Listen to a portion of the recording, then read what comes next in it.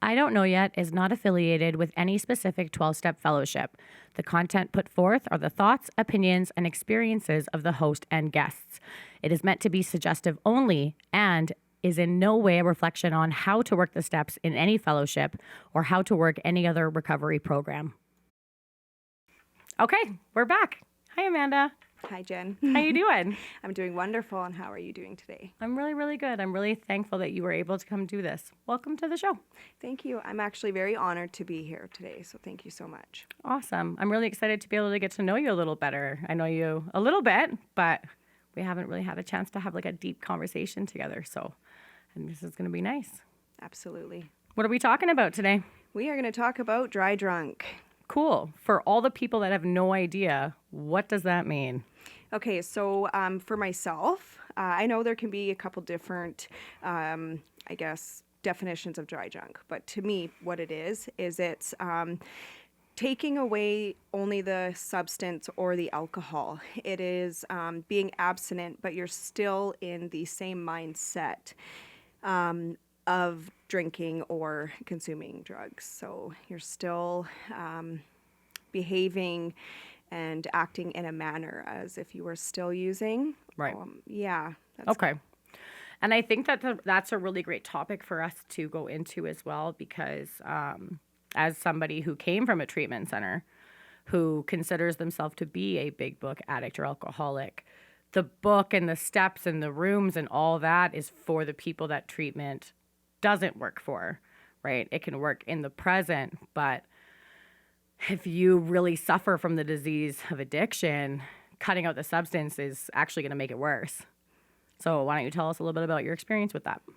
Okay, so I'll just go to the past a little bit. In 2018, decided to get sober. So basically what that looked like for me was just remaining abstinent, where I did that for 5 years. That's impressive. Yeah, it is, but it isn't. I still had that stinking thinking. Don't get me wrong, I had some good days, but I still was acting in a manner that, like the dishonest and itchy bitchy and twitchy consistently. I wasn't, there was no solution for me. So the things that, in my mind, caused me to drink or do drugs, they were still there. I wasn't dealing with it in a healthy manner. So I did stay abstinent for that period of time. But, I was kind of miserable when I look back at that time. And I thought it was bravery, but, I guess maybe didn't have the tools or the knowledge to look at other solutions at that time. Right. Well, and I think it's really important too, like, I was in the program for months and months and months and through quite a few steps before I understood that drugs and alcohol were never the problem, right? They were the solution to the problem. What happens when you take away the solution? You have to find a new solution, right? When I came to the rooms, I thought all I had to do was just figure out how to stop using and drinking, right? And that's really, really just the beginning. When I say impressive, I mean, I'm not lying. I think that's really impressive. I could, well, and I want to know a little more about that, right? Mm-hmm. Like for me, I was hopeless, broken, suicidal, right? I'd gotten to a point where I was self-medicating, never felt high, never felt drunk, right? I felt normal when I was using these substances. And I mean, I had, like not even spurts. Like anytime I got my hands on money, even 10, 15 years ago, I was using every opportunity I had. So my question for you, because I know like not a lot of people are able to stay abstinent without a solution. I could never stay sober for more than a couple of weeks. Like there's be no way if I didn't have one.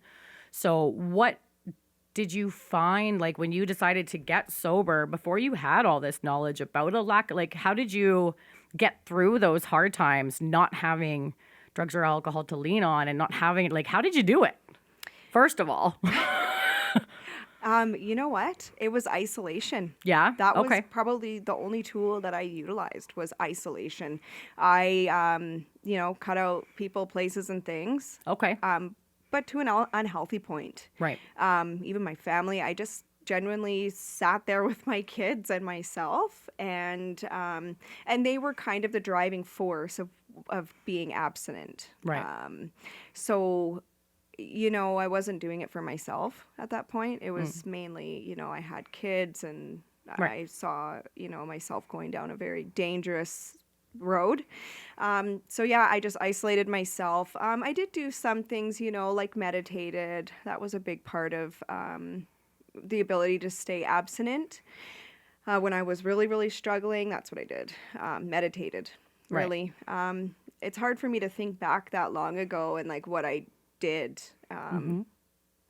Yeah, mostly just meditated and isolated. Okay. Well, Yeah. that's actually like a really great insight, right? Because people, if you don't think of it, if you have the willpower or the capacity, staying home will fix that, right? But it is super bad for us over a long period of time. I still isolate sometimes, being in recovery today. Yeah, absolutely. And I isolated to a point where like I cut off social media. Like it was just You were just hiding out in the house. absolutely. Yeah. Okay. So, as you know, people like us who follow programs and who are in recovery and try to really live life in a more spiritual manner now, it makes sense that without a solution, it was only a matter of time before that stopped working for you. So tell us a little bit about when you hit your breaking point and when the isolating and the meditation wasn't enough. Absolutely. So, yeah, I kind of like how you worded that. It's a matter of when. When you're staying abstinent and you're not providing yourself with a healthy recovery, yeah, it's when. So in early 2023 January, that's when I kind of had this like attitude of fuck it. I've been sober for 5 years. Maybe I didn't have a problem. I didn't need the rooms, the program, treatment, etc. So that's when that thinking stepped in, and I, was like, yeah, I can go out and have a drink. I got this. Yeah. Yeah. I can have just one.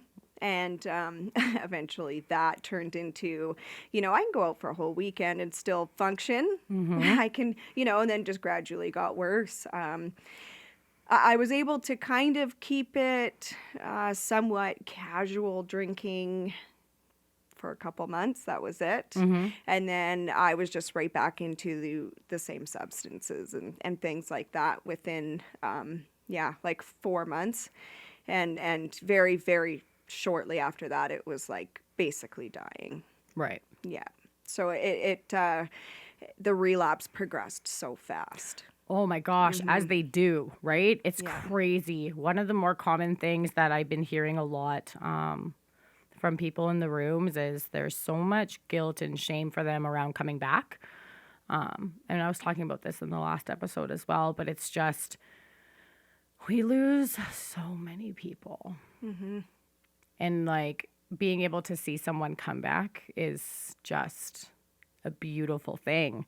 Like we're so excited when we see people come back because so many people don't have the chance, because once you're back, like it's so hard to get back. Yeah, it is. It's so hard to get back. I've heard so many people talk over the years about saying, I know I have another relapse in me. I don't know if I have another recovery in me. And so that kind of stuff, really listening to those warnings essentially really help keep me grounded and grind it out all the time, because I don't actually know if I would have another recovery in me. Yeah, that's a powerful message. Yeah. Because the reality of that is just, wow. And that's kind of where I'm at. I know that I had the same thing for myself, because my last relapse, it was like, it took death to get me into recovery. Right. So going from a place of isolation, trying to do some meditation and having your kids provide hope for you, what changed? What happened from living that to having this relapse moment to getting back into it? What was that like for you? Okay. Doing it differently, coming into recovery again. Yeah, so I just, I was very sick, and, I just seen how fast I spiraled down. And that scared me. And it came to the realization that like what I was doing before wasn't working. And it was being honest with my family about what was going on. And then I have a lovely family member who has been a part of the rooms for 22 years. And they presented me with what recovery looks like. And that's when I was like, wow, I can have that, you know? And so that's kind of, it was just seeing how different it could look for me and how I could achieve happiness and peace and serenity. Being abstinent, but, you know, recovery as well. So that's when I made the decision, like, this is what I'm going to do. Right. And yeah, the first step was for myself was the treatment aspect of it. Yeah. Yeah. Yeah. You know, everyone that watches knows that my story includes being court mandated, right, for making some mistakes.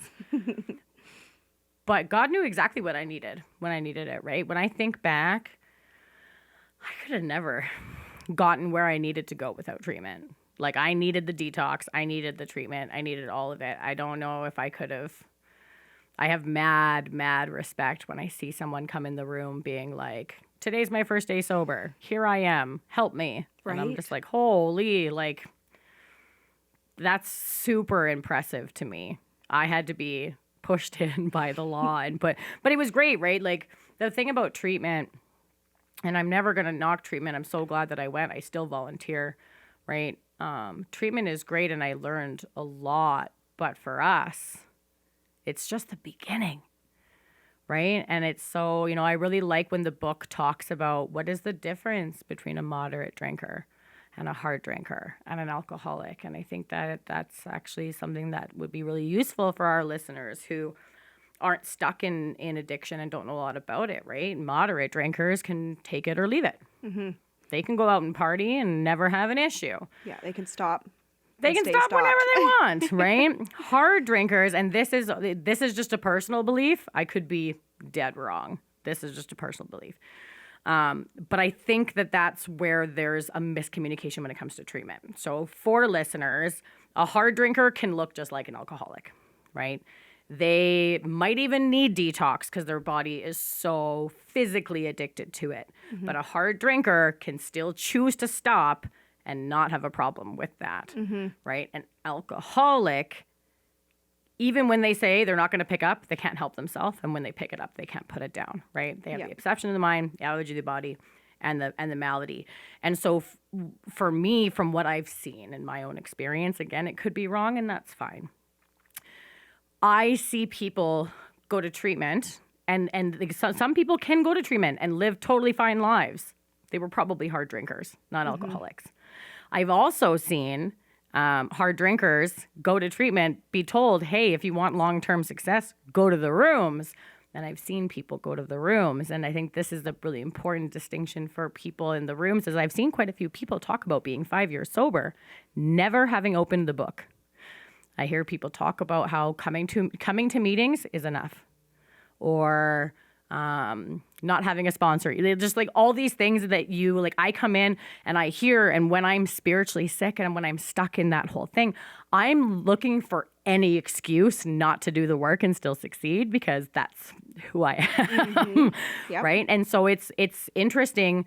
And I always like to give people a heads up. Like, if you're in a room and you're listening to someone say they're totally happy and they're not doing the things that everyone else say are required, there's a chance maybe they're not struggling with the same thing that we are. And I see that a lot of the time. And I've actually had experience with a sponsee that was inspired by someone who was talking a lot about the opposites of what everyone else in the room was. And it didn't work for them. And they went back out. And they're like, I don't understand. I did everything this person told me. And I said, unfortunately, people are just people, right? They don't know any better either. I'm like, but if you can't stop using, willpower is never going to work. It's just not, right? You need the rooms, you need the steps, you need the book. And most importantly, you need to find a higher power with that stuff. Absolutely. Yeah. And everything that you just said is, what I have put in place. And that's, to me, what recovery looks like, Yeah. in my opinion. And I agree with the whole heavy drinking and alcoholism. The whole allergy of the body. They may be physically addicted, but they, can stop and stay stopped Right. at the end of the day. So, Well, it's so funny too. Like, I am an addict, and I didn't know anything about being an addict until I spent a lot of time in the rooms, going through the book, going through the material, talking to other people, having this information passed down. So, of course, people that aren't in that, they're not going to have a very good understanding or knowledge of it. And I just think it's hilarious. I had a conversation with somebody at work a few weeks ago that, because I'm very open about recovery, I'm very open about the podcast. I'm an open book with all that stuff. And it was funny because he had said, you strike me as someone who would totally be able to go out and have a couple of drinks. And I was like, well, what do you mean? And he's like, well, I mean, like, you're a very strong-willed woman. You got your shit together. And I was like, thank you. But that's how it starts. yeah. Yes, it does. and he's like, what do you mean? And I'm like, I absolutely can't even have a sip of alcohol. Are you crazy? And he was like, well, like, but people don't understand. He's like, I don't understand though. Why can't you do that? And I'm like, okay, now here's the thing. People who can go like, it all depends on who you are. And I'm like, if I gave it everything I had and I was completely on guard, I probably could do it a few times. Mm-hmm. If I said, yes, I'm only going to have one and then I'm going home and that's all I'm going to do because I know all these things about all this stuff, I could probably do that. Maybe a couple more times if I'm lucky. But as soon as I'm not on guard, not only am I not going to remember where I am, probably going to end up getting arrested, but I'm also probably going to go find a dealer and get drugs too. Well, that's exactly it. You're just off to the races. Absolutely. And I'm living proof of that because I went out and did that research. Well... Totally. And that's where it ended up. That's what happens. It was being on guard. Okay, a drink, blah, blah, blah. And then eventually it was exactly the scenario that you just explained. Because that's what it's like for us. Yes, absolutely. Yeah. And here's the thing. A lot of people say the same thing to me too. Like, alcohol wasn't your first choice. So why can't... And I said, it doesn't matter. As soon as I put a mind-altering substance into my body, it's a matter of when. Mm-hmm. When. And now that I'm not a dry drunk anymore, I actually have that knowledge. I can, I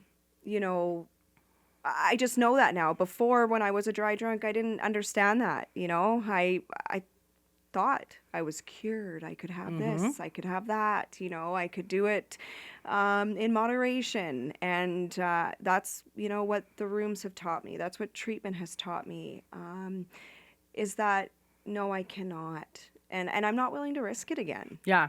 Never. Like, you know what? Like you just said, maybe there's one time I might be able to have just one.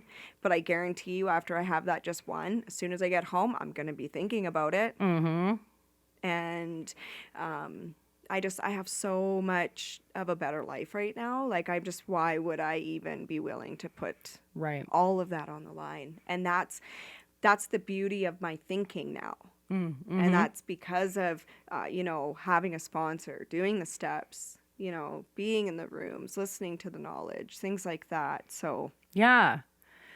That just reminded me of, I think this is going to be a really good topic to chat about too. So, there's lots of people out there that know that they can't put a single mind-altering substance in their body, right? There's lots of people out there that differentiate alcohol from drugs. Right. And a lot of people that differentiate drugs from alcohol. The first time I ever tried treatment, a relationship that I really cared about didn't work out. So I went to win him back. Right. I had no intention on changing at all. I just thought that was going to fix the problem. And so when I went to that treatment center, I went because I had a drug problem. Mm-hmm. It was a 28-day program. They must have told me not to drink. Like, I don't remember any of that. But they must have told me not to. I'm sure they said it was bad. But my brain was so closed-minded and so like, nope, this is my problem. I don't need to listen to any of that. That's not going to be an issue. Like, that's not my problem. This is my problem. Like, let's separate. This is normalized. This is legal. This is accepted everywhere. This is totally different than that. And so when I got out, I knew I didn't have a problem with alcohol. So I started drinking right away.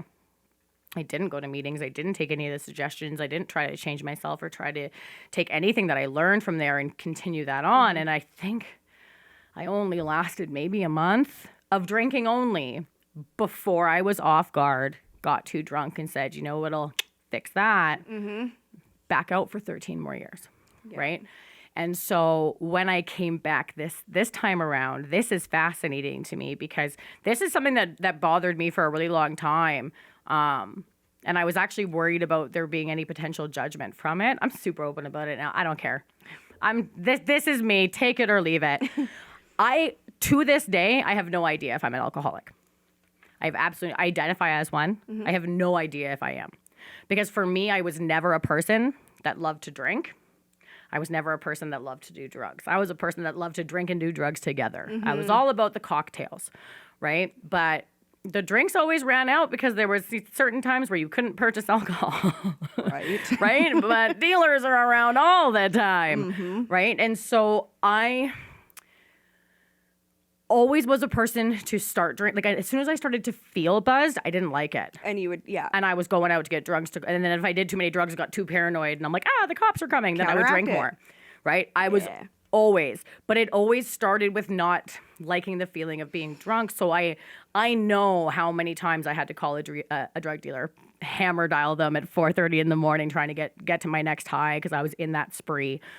I know that I suffer from the phenomenon of craving when I put drugs in my body. I know that I do. Yeah. I have absolutely no idea if that happens to me with alcohol. I have no idea because I've never tested the theory without drugs. Because so far in my experience, as soon as I start, like, it's not even like I drink and then it's just as soon as I start to get drunk, I'm like, I don't like this, but getting high will make it all really, really good.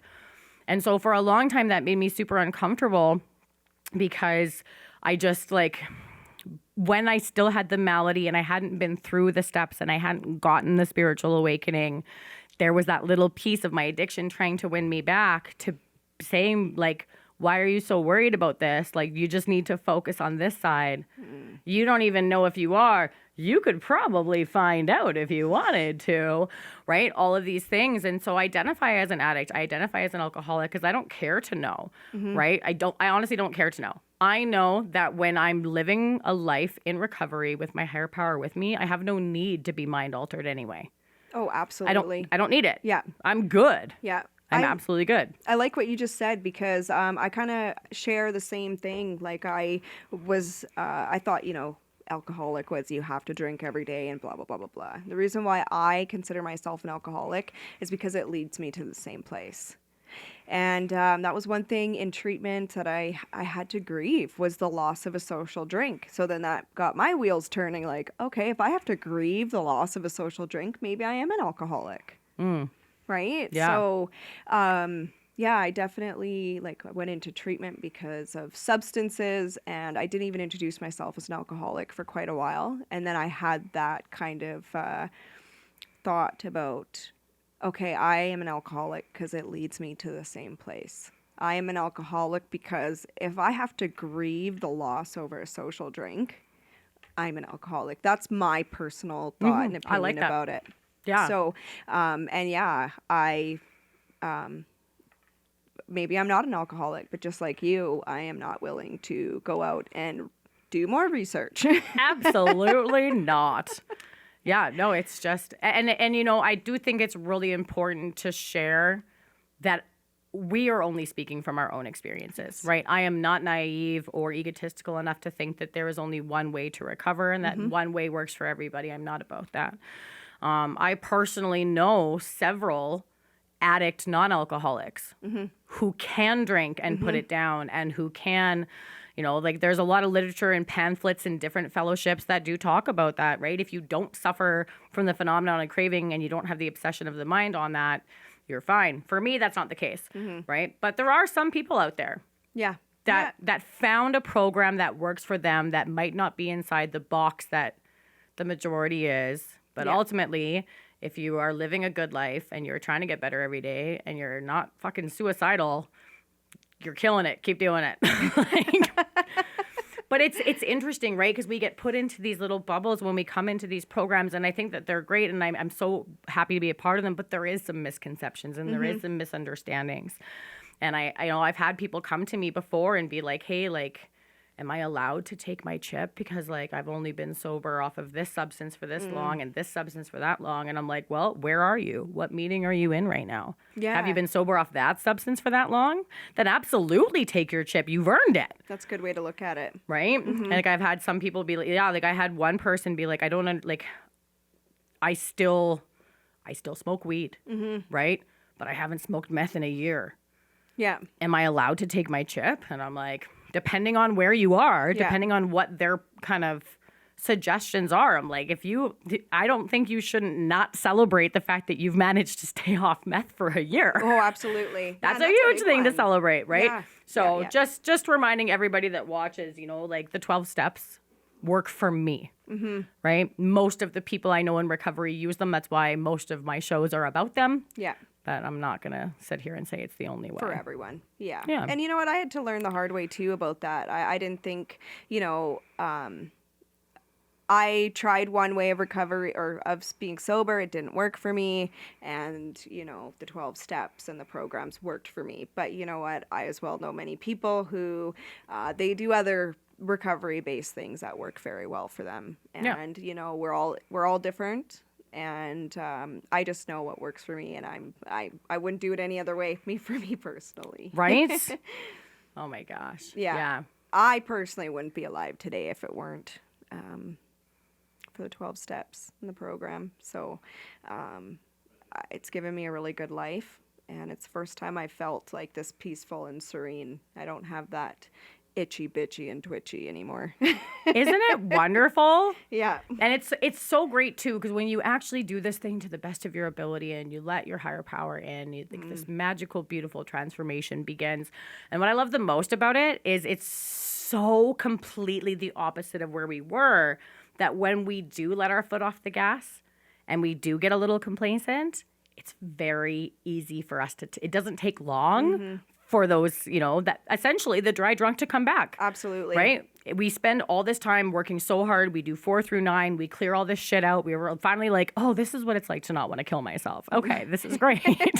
Right? Yeah. For me, I did all this work and I'm like, finally, I feel good. Relieved. And then everyone's like, don't take your foot off the gas. It's in the book and there's a warning there for a reason. Don't rest on your laurels. And I'm like, no, never. And then like the rest of us, I wanted to sit and enjoy feeling good for the first time. So naturally, I took my foot off the gas. It doesn't take long.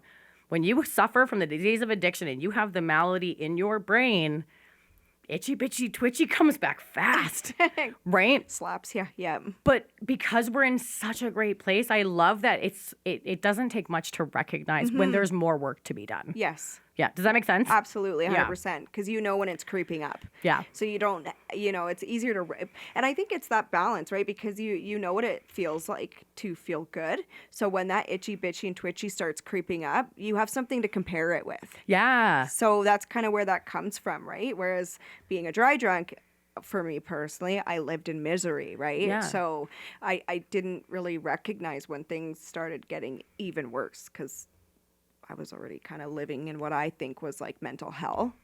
Right. So, yeah. And this just kind of came to me. I don't know why, but, you know, as a dry drunk, you're also really still living in your will. Oh, yeah. So, like, to me, when I look at my life now, so I had 5 years of being a dry drunk, and like 5 months of like solid, hard, like recovery.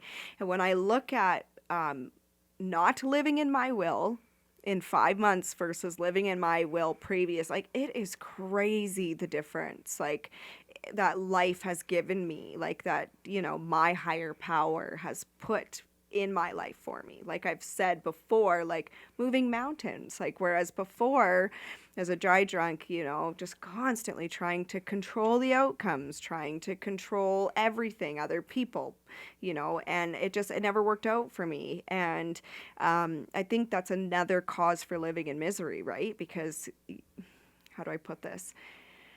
When you're constantly trying to control something, and the outcome doesn't go your way, you know, you feel let down. Mm-hmm. So you're constantly, for me, when I was a dry drunk, I just constantly felt let down. And all of the goals that I tried to accomplish in 5 years as a dry drunk happened in 5 months, living in a healthy recovery. Right. So, yeah, I just wanted to share that little tidbit because that just kind of shows for everyone listening, like, you know, if you are struggling with being a dry drunk, you know, there is a lot of hope if you find a recovery program that works for you. Yeah. Well, and this, you pretty much just described the spiritual awakening description in the back of the book, right? Yeah. Oh, I guess I did. Pretty much, right? What often takes place in a few months could never take place over years of self-discipline, right? It's because when we're trying to self-will everything, we don't have our higher power, right? And, you know, I love talking about what does it mean to have the brain of an addict or an alcoholic, right? I talk about this a lot. Joe and Charlie talk about this as well, and it's kind of where I took it from. But they talk about the brain being like a pie. Cut it into 10 pieces, take 2 away. How many pieces do you have? You still have tons. You still have 8, but it's not whole. That's an addict or alcoholic's brain. So we're not crazy. We're not insane. We're not losing it. We're not a vegetable. We can think, but we can't think at a whole capacity. We are missing a piece to be able to use our brain properly. And that's what a higher power does. Oh, I like that. Yeah. I like that a lot. So when I have people that come to me and they're like, you know, I'm struggling with self, or I've had somebody actually reach out to me saying that they're coming in and out and in and out and in and out. And they're like, I can't get past the fact that I feel like I know more. And I'm like, all I can say to you is after 4 years in, I know that I don't know anything. It doesn't matter how good you are, how smart you are, how hard you work. It doesn't matter anything. Even when you're recovered, you still have this disease, which means your brain will never function properly. Everything you think is wrong. And as soon as you accept that and accept the help from a higher power and 12-step people that can go with you, the faster you'll be okay. Right? And that was something that I had to go through and experience myself, because once I learned and did the steps, my sponsor said, go find someone to work with. The year 2 is hard. Year 2 was hard for me, right? We did a whole episode on year 2. Year 2 was super hard for me. Not only was I trying to apply everything that I had just learned, but I was also taking other people through the book and sponsoring and doing all these things. And I went through these bubbles where I started to go into that dry drunk state where I wasn't doing the work, or my cup was empty. I was giving too much or taking too much on here and doing all of these things. And I started to feel like garbage all of the time. And I just got to this point where, oh my gosh, I totally just lost my train of thought. What was I talking about? I just got like so into talking about that. Going through the steps, going through and learning all of the, I don't know, it's totally left me. Hold on. You were talking about year 2, taking people through the steps. And you were starting to dive into, or you were starting to act like a dry drunk. Like that was starting to come up for you. Yeah, I don't remember where I was going with that, but I'm sure if I start talking, I can get onto something else just as good. Yeah, I honestly can't remember, but that's okay. But I will say that going into year 2 was probably single-handedly for me the most I can relate to having that dry drunk experience, of just not being, you know, year 2 was hard because I didn't understand balance. I didn't understand how to apply. I didn't understand how to stay away, or use my higher power to help work with my defects. Like everything I just learned, and now it was about trying to apply to it. And it's just so easy when you're overwhelmed, at least my experience. Every time I got overwhelmed, I'm like, fuck it. Okay, no, I need a break. And I immediately took my foot off the gas, right? And I had all of these times where, oh, there you go. It came back to me. It took a little while, but we got there. Where I would start to feel that dry drunk coming on, and I would start to feel like shit, but I refused to reach out because my brain, not being able to think at a whole capacity, that's what I was trying to get back to, would try to tell me that I can do this on my own, right? You've been given the tools. Why can't you do this? You should be able to handle this. You should be able to, don't call your sponsor. That means you're failing, right? And so my brain, as soon as I hear those types of things, I'm just like, that's the disease going off. There's something I'm not doing right. I got to reach out, right? So that was the whole thing I was getting to, was talking to that guy where I pretty much just said, I'm like, I don't care how healthy you think you are. If you have this thing, everything you think is wrong, right? Just accept that, and then you're good to go. And for me, accepting that was the easiest way to win. I used to hate doing 10s. I used to not want to do 10s because I felt like I was failing. And now something comes up, and I'm like, I gotta call somebody so I can get to the root, because I understand after 2 years of putting myself through pain of trying to do it on my own, I would much rather surrender, say, I don't know the answer, even if I think I do, reach out to someone and grow from it. It's just such a healthier state of being. Oh, I just love that you just touched on that, because one of the main things for me in recovery is that connection, because, I spent 5 years isolating that, in my dry drunk state. So I love talking about connection and how connection has done so much for me in my recovery. So, they say, or some people say, that connection is one of the opposites of addiction. And I love that you just shared that, because it just kind of made me, reiterate to myself that, just keep staying connected and not thinking I can do this on my own, because I can't. I absolutely cannot. So I'm going to try to learn from your error. Please do. Yes. And my own, because, I spent so much time isolated for 5 years that, I know I can't go back there, because when you are alone, or at least when I'm alone, there is a lot of dark thoughts that start forming. So, staying connected for me is absolutely huge, huge, huge, huge. Well, and you know what's funny is that I was always such a social butterfly. But was I, or was it the drugs? You know what I mean?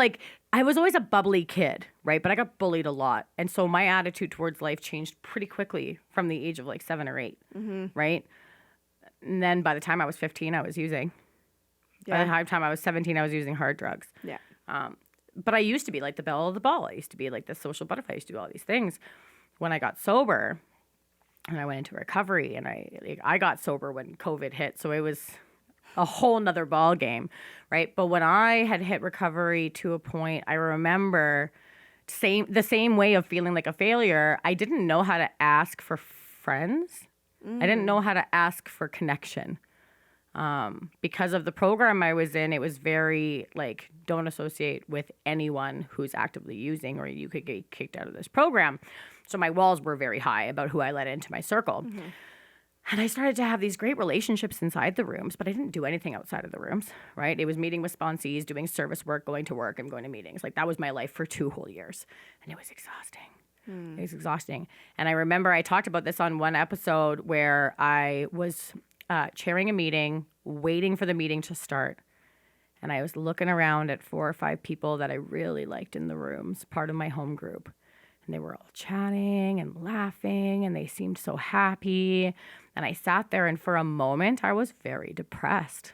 And I was just like, what is happening? And my brain just retracted it into, you're failing. What's going on? Why do you feel so you're working so hard? You're doing all of these things. Why are you feeling this way? And I had to really stop, and I had to pray for a minute, and I had to sit for a minute. And then I called my friends over. And it was one of the hardest things I ever did, because I hate feeling like I can't do things, right? I just started to cry, and I said, I need your help. I need to be honest. And they're like, what? And I'm like, I have no actual friends, and I have no idea how to tell you guys that I need someone to hang out with. And they were just like, oh my God, let's go karaokeing. Let's go to escape rooms. We got this. Let's start making group messages right now. They were on board. but I didn't know how to put myself out there. Oh, that makes me emotional. Oh my, I'm right? sorry. No, it's a good. I'm so glad that I had it, and I'm so glad that I did it with the right people. Yeah, because you know what? Like that's kind of that in a room full of people, you can still feel alone, right? Because it's like, you kind of like forget how to do normal things. Yeah. Something as simple as, like, yes, in the rooms you have people that you like, people that you can, have a conversation with or say hello to or goodbye. Maybe you even have their phone number. But it's like outside of the rooms, carrying on a normal friendship. How do you do that? Mm-hmm. We forget. Or our defects kick in and you're like, oh, I don't want to ask them anything. I don't want to. What if they say no? Oh, are they really busy? Like, and then you Yes. start, those Yeah. crazy thoughts start coming in. Yeah. And yeah. And all those crazy thoughts started like kicking into my brain, which is why I knew I had to ask God for help with courage to just blurt it out. Mm-hmm. But yeah, I remember that being such a monumental part of my recovery because I didn't know. Like, that was when I realized, it was like 3 weeks before that I was plagued with a question. I thought that I was in a really good place. And I was, right? I'd really done a good job of working my program. But I felt, I love that this is coming up. I haven't talked about this yet. I remember about a year ago, this question randomly creeped in my brain. And I felt guilty that it was there. And it was, is this what I got sober for? Ooh. Because I was doing everything I thought I was supposed to be doing. I had service positions. I was going to meetings. I was trying to be a good person. I was giving back. I was sponsoring people. I was doing the thing, making time for family, trying to make amends, doing everything that I'm supposed to be doing. And life was mediocre at best. At best. And I remember being like, is this what I worked so hard to attain? And then like 2 weeks later, I had this monumental thing where I was totally lacking any actual connection in relationships. And that was a huge turning point in my sobriety because like I can do all the things on paper. And yeah, I had some time for family, but I wasn't building any relationships outside. It's great to talk about recovery, but you got to be able to have people to talk about other shit with too. Oh, normal stuff. My life revolved around just talking about recovery all the time, and I didn't have any fun, right? At the time, I wasn't dating. Yeah. I had this mediocre life. And that was the biggest thing that I found. I was missing connection and relationships. And when you have these strong relationships with people that love you, that people that want to see you succeed. Like, I never have to compete with my friends because I picked the right friends, right? We raise each other up. We're pillars for each other. We do step 10s with each other, right? Now I'm dating a really great guy, like all these things. And I'm like, oh, this is what life is supposed to be all about, right? And I had no idea that just that one piece was literally the purpose of life. Like, connection and relationships. Like I had, because I did everything else on paper right. Yeah. And you know what? Yeah. Like connection is 100% the most important because I wouldn't, like, yes, connection outside the rooms, but for me, like connection is, it builds me up. It's people that I love and I care about, that love and care about me. It's people that I can laugh with about anything, the stupidest things that, bring you joy or, it's doing things that you enjoy together. And you're right. Like I haven't had that, stage in my recovery. Maybe it will come, maybe it won't, about like, the mediocre life. Because a lot of people I feel have kind of had that point where I've heard a lot of talk about, sobriety is boring kind of thing. I don't know if that's kind of the same thing, but for me, I reached out and started having those genuine connections right away just because of the isolation thing. Right. Right. So that was like number one on my list was finding friends that liked me. It's so important. And that I liked too. Yeah, that's as equally important. Yes.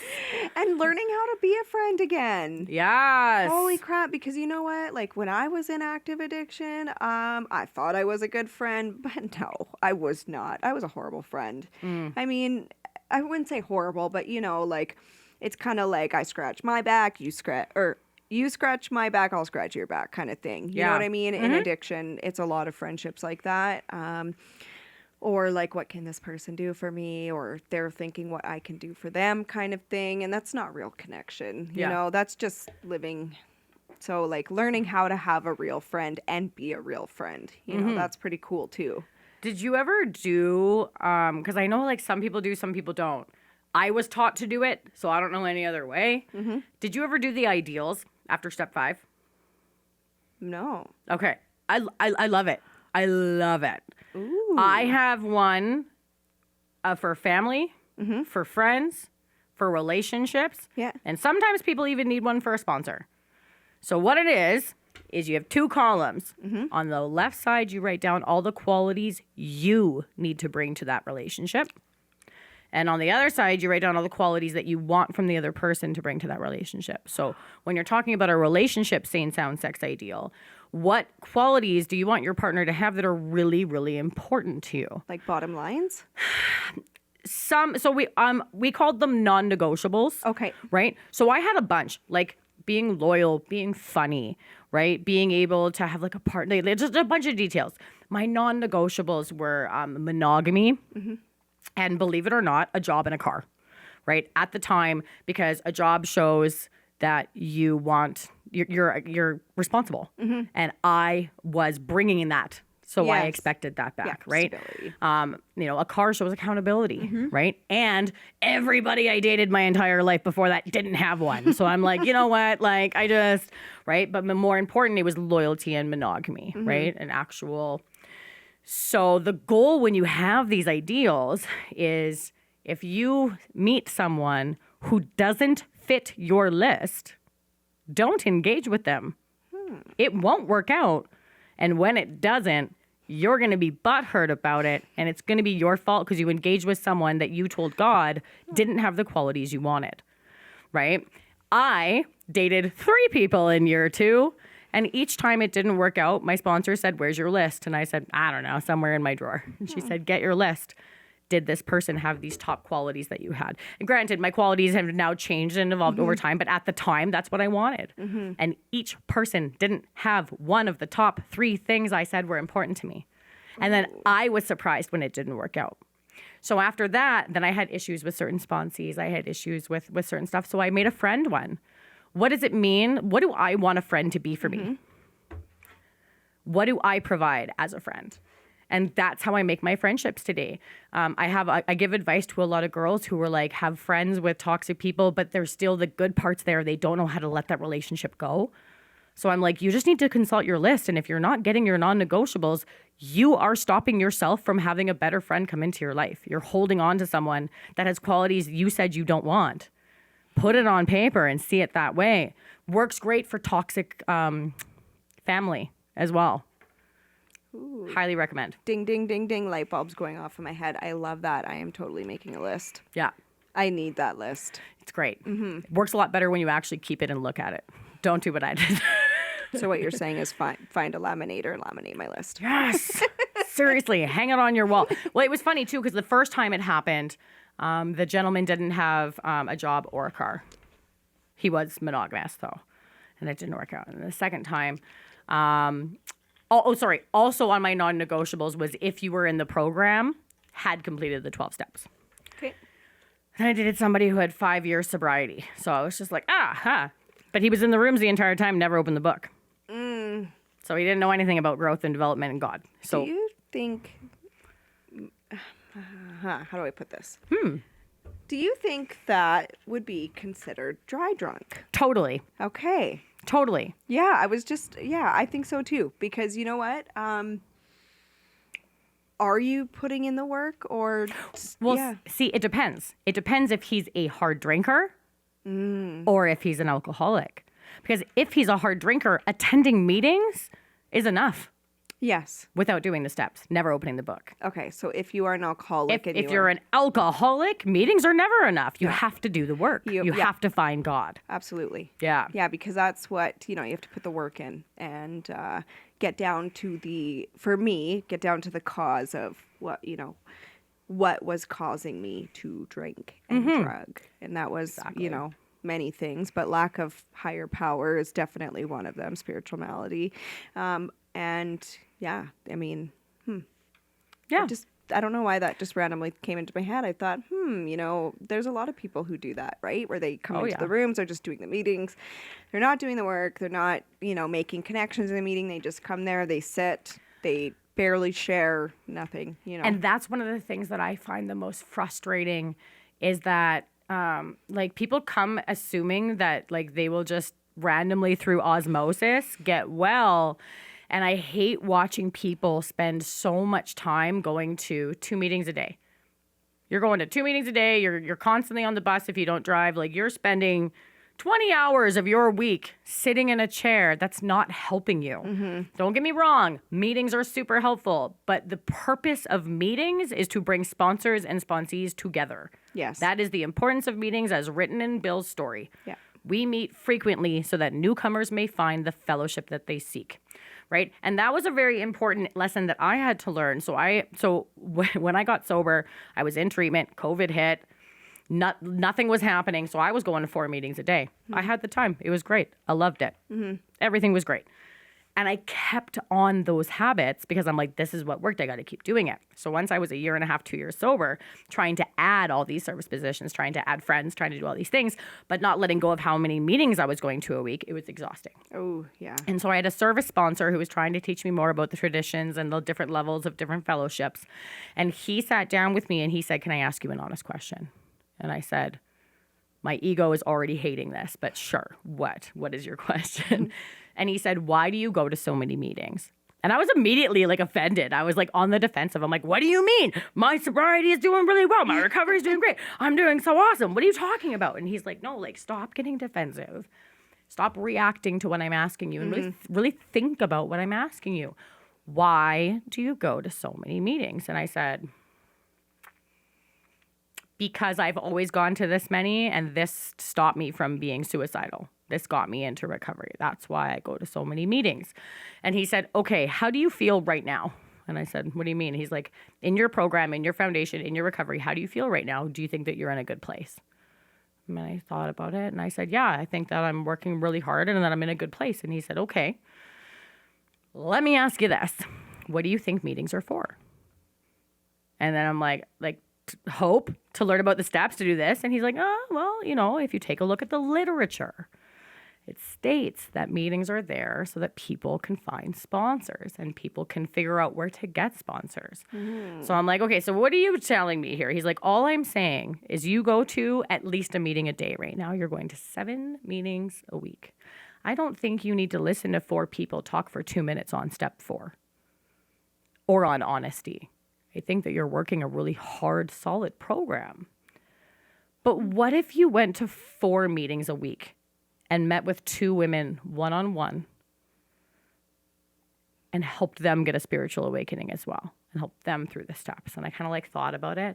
And he was like, and this is another whole thing with just balance and learning how to schedule and everything. He was just like, you don't need the meetings don't help you do shit, right? It's great for hope and inspiration to do the shit, but you're never going to recover from sitting in a room. Ever. It's all one-on-one. And so I remember being like, I don't understand how people have like 6 sponsees at once. I don't have the time for that. Easy. Today I live a life where I have many sponsees and I go to 1 meeting a week. If I have extra time and I feel the need to, maybe I'll go to more than that. Right. But I found that recovery for me was really excelled. Like, I learn the steps better every time I take someone else through the book because I'm going through it too. Yeah, you see things that you didn't see the time before. My steps get stronger and better every single time that I do it. I would much rather meet with three women a week than go to 5 meetings a week. 100% I would. Yeah. Yeah, I agree. I like that you brought that up too, because I was going to like multiple meetings, and then once life started happening for me, going back to work, and I I kind of panicked. Oh my God, I can't go to 2 meetings a day anymore. Yeah. And then I kind of had to have the realization that kind of similar, I'm there to listen to people share.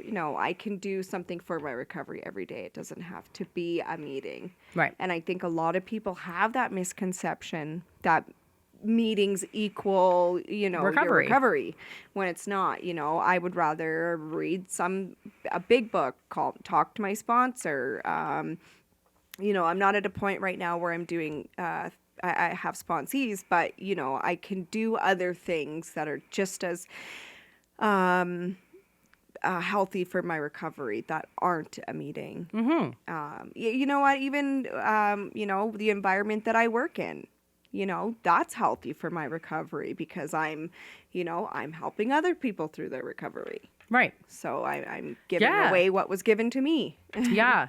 Yeah. I think that's awesome. Yeah. I just think it's really important that people understand going to a meeting isn't gonna fix your problem. No. Right. It's help. Yeah. It's very helpful. Oh yeah. Don't get me wrong. I mean, if you're at home and you're thinking about using, go to a meeting. Right. But we're talking a little bit down the road. Yes. Right. And I'll tell you this, in new recovery, I used to have to be like immediately, oh my God, I don't feel good. I probably should find a meeting right now.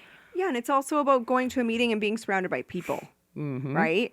So it's the meeting, it's the message, but it's also being surrounded by people, connecting with people that you can go and be like, I feel like using right now. And they're not going to look at you and be like, oh my God, they're going to be like, okay, like, I'm glad you came here. Well, and what's great about that is being able to go to a meeting when you feel like shit, being able to be honest. I can't tell you how many times, like, I walked into a meeting in earlier recovery just crying, just being like, I'm depressed, or I'm feeling suicidal, or I feel like using, or whatever the case was, right? Just going into a meeting and being honest. Guaranteed at least 3 people are asking you to hang out with them after the meeting. Go out for food, go out for wings, go out for, coffee, whatever, talk, right? I think the first question from every single person was always, do you have a sponsor or do you need one, right? Because people that see honesty in the rooms, they just want to help you. Yeah, they want you to have what they have. Yeah. Right. And talking about all this just gives me such joy because, when I look back at what I missed out on, I mean, I can't change the past, but I also can't stress how amazing recovery is versus being, for me, miserable as a dry drunk. Being able to have the connections now, being able to give guidance and a message to people about my experience. And, don't get me wrong, there are a lot of people who start out their recovery in dry drunk, a lot of people who don't, especially that don't go to treatment, maybe they go to detox and then they're staying sober for 30 days and then they get into the rooms. That 30 days is considered dry drunk until you start doing the work. So a lot of people do start off their recovery as a dry drunk. But when you have been a dry drunk for a long period of time and you are not getting down to the cause, I recommend that you look to see what's out there for you because you will continue to live in insanity, doing the same things over and over again, expecting different results. Even something as simple as like meditation. I had a pretty good meditation habit when I was a dry drunk. But meditation looks totally different for me now today. Meditation for me when I was a dry drunk was very self-serving. It was, I want this, I want that. I'm going to meditate on it. I'm going to try and manifest it by meditation, living in my will. Right. Now meditation to me is when I'm seeking guidance from my higher power, it's my time to listen. So it's just such a contrast of, how different it is, I guess. Oh, yeah. It's mind-blowing for me anyways. I remember before I did the steps, how I felt about the idea of doing the steps. Like if there's anything that I can share with someone who hasn't been able to have the willingness to try them, for me, I felt like it was going to be this like monumental shift and change that I wasn't ready for. I felt like I was going to lose who I was. Like that was literally just my addiction convincing me not to get healthy.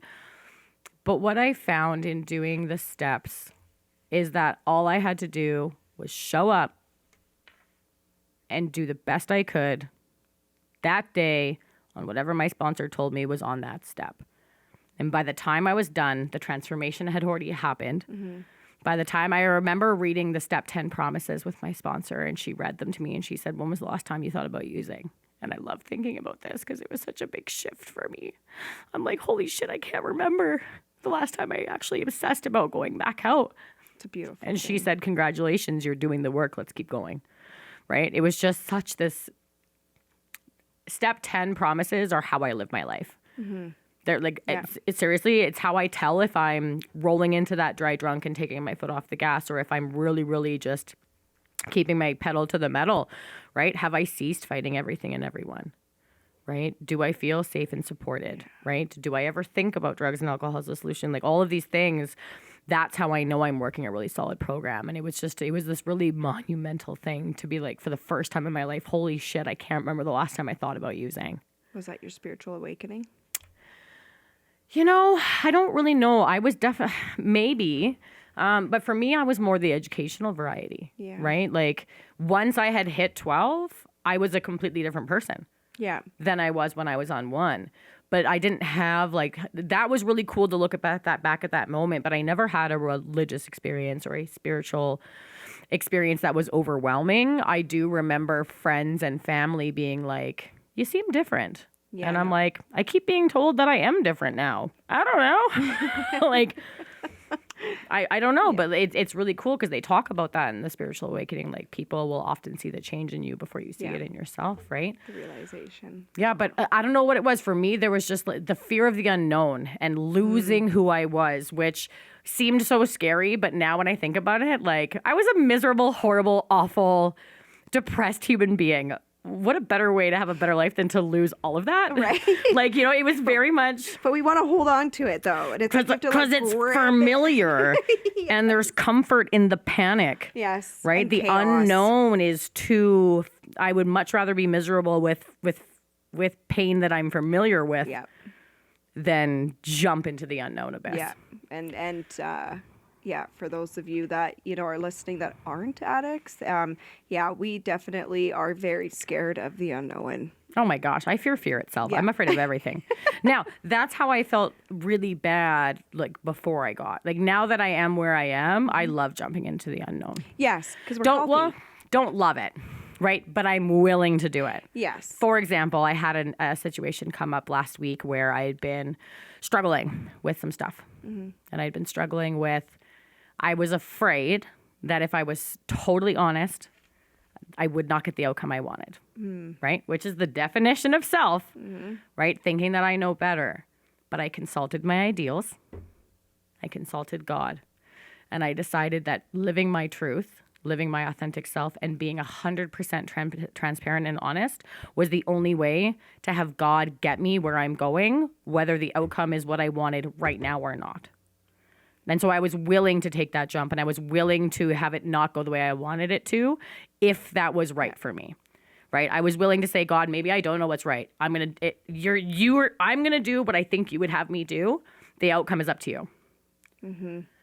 Because I've been working my program and because I've been working with God in my ideals, the outcome ended up being what I was hoping for. Yeah. But I couldn't have gotten to that place without that, looking at my ideals, talking with God, and taking otherwise I'd just be battling shit in my own brain over and over and over and over. And it's so relieving and peaceful to come to a point in your recovery where what's meant to be will be, like your step 3, right? That was like where I found the most serenity is step 3. And that's Turning it over. Yeah. And trusting the outcome. And I mean, that was really hard. It was like one of the hardest steps for me.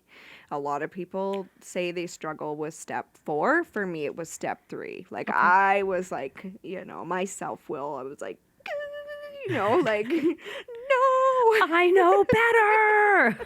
Like literally, you know, probably my hands bled so hard trying to hold on to my own self-will. Right. So, but once I let it go, it was just like, whew, I can't even put it in words how I feel differently today because I no longer have to stress about what the result's going to be. And the effect was electric. The book says that. Yes. Yes. Yes. Right? What a beautiful way to live, knowing that if you do as you feel your higher power would, that everything will work out just as it's supposed to. Trust, faith, acceptance. What a Yes. better way to live. I love it. Yeah. I'm such a better person today now. It's great not being an asshole all the time, right? Yep. No, it's only sometimes. When Progress, not perfection. I was just telling my teenage daughter that. Love that. Yeah.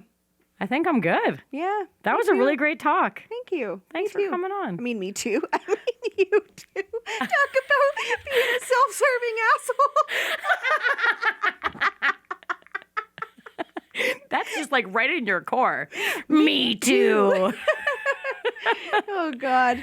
Okay. You're amazing. Thank okay. you Thank so you so much. much for coming. We should do this again. Yeah, thank you for having me. Honestly, Yeah. it's an honor. And I hope that I can spread a message of hope to other people out there that have been struggling with what I struggled with and know that there is something better on the other side when you, you know, put some, when you put a little bit of, when you put more recovery in and a little bit of love into yourself, I feel, and a trust in your higher power, I feel like there's really good things waiting for you. I feel that your worst day in recovery will always be better than your best day in addiction. So I hope everyone has a wonderful night. A fucking man. Well said. Thank you. Thank you. We'll see you next time. All right. Peace.